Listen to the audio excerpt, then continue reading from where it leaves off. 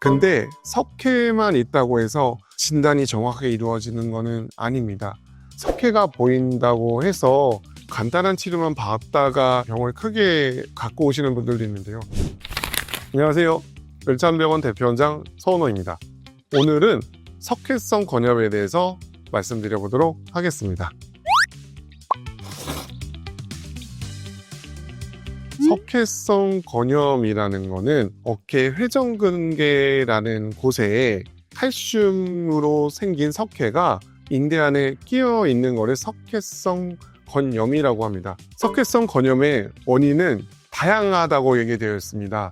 노화, 반복적으로 사용, 식사, 유전적 요인, 다양한 원인으로 생긴다고 이제 알려져 있습니다. 어깨에 석회가 있다고 일단은 다 아픈 건 아닙니다. 석회에 염증이 생겨야지 아픈 겁니다. 회전근개에 있는 석회에 염증이 생겨버리면 일반적인 회전근개 증상과 비슷한 증상이 나타나게 됩니다. 염증 정도에 따라서 굉장히 틀립니다. 심한 분들은 통증이 너무 심해서 팔을 아예 전혀 못 움직이시고요. 밤에 잠 못 주무셔서 오시는 분들도 많습니다. 염증이 심하지 않은 중증도에 있으신 분들은 밤에 약간 불편하다든지 아니면 어깨를 쓸 때 아프다든지 그런 정도만 아프신 분들도 있습니다. 그래서 석회의 염증 정도에 따라서 증상은 굉장히 다양하게 나타납니다. 증상이 사실은 비슷하게 나타나는 경우가 많습니다. 이게 왜냐하면 회전근개 파열도 그 주변의 염증 때문에 아픈 거고요. 석회성 건염도 회전근개 안에 있는 석회에서 염증이 나타나는 거기 때문에 증상이 비슷하게 나타나고 똑같이 움직임의 통증이라든지 밤에 잘 때 아프다든지 그럴 수 있는데요. 보통 이제 석회성 건염이 심한 분들은 회전근개 파열보다 더 통증이 심합니다. 저희가 어깨가 이렇게 있으면은 무게로 인해서 좀 떨어집니다. 누워 있으면은 좁아지거나 옆으로 자면 더 눌리겠죠.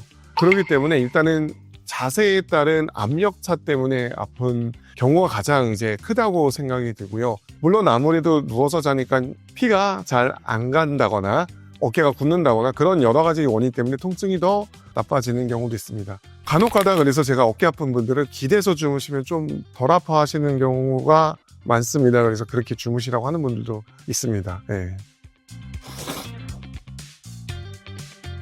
석회라는 거는 엑스레이 상에서 보입니다. 근데 석회만 있다고 해서 진단이 정확하게 이루어지는 것은 아닙니다. 석회가 보인다고 해서 간단한 치료만 받다가 병을 크게 갖고 오시는 분들도 있는데요.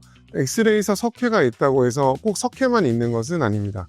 회전근개 파열도 있을 수도 있고 오십견 같은 질환도 있을 수 있기 때문에 엑스레이에서 석회가 있다고 해서 꼭 확진이 되는 것은 아니고 증상이 계속된다고 하면 MRI를 검사를 꼭 찍어보시길 권유드립니다.